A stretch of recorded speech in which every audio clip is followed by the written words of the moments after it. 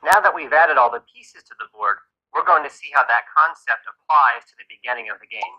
If we want to control the center, let's look at these four center squares.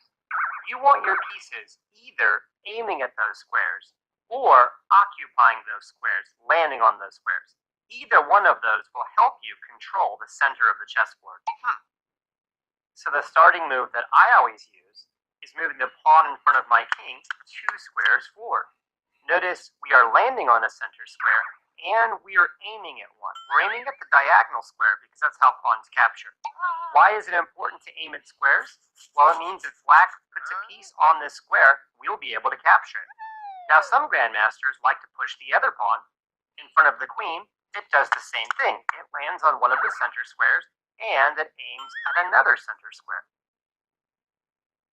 What we're going to do now is give white a whole bunch of moves and talk about the kinds of places he wants his pieces if black doesn't stop him from doing so.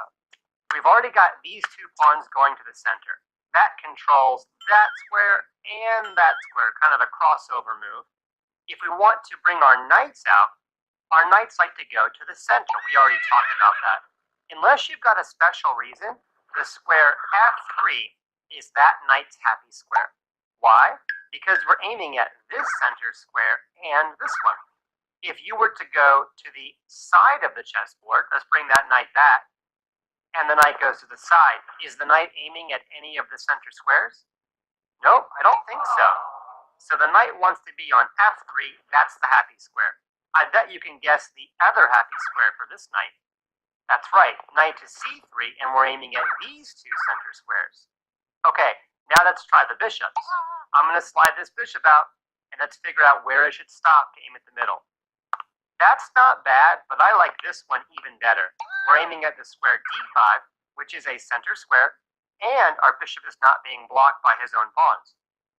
The other bishop can now travel out to the square F4 and do the same thing. Okay, we've talked about controlling the center.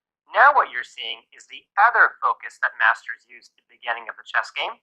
That is bringing their knights and bishops out quickly. And we call that development, or developing your pieces. We develop our knights and bishops before our other pieces. Remember, if you develop your rook too early, you won't be able to castle. That goes back to our lesson on castling. If you develop your queen too early, sometimes she gets trapped, or at least has to run around the chessboard. And our next video is going to show that.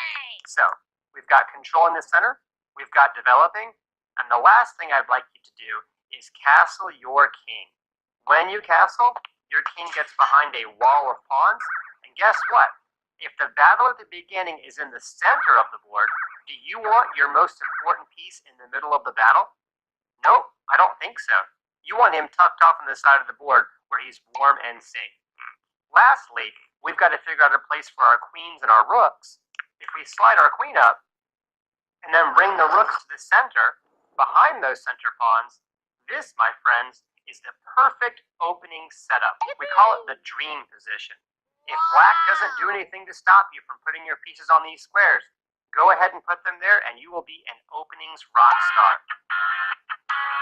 To review, the 3 main goals of the opening: control the center, develop your knights and bishops first, and castle your king.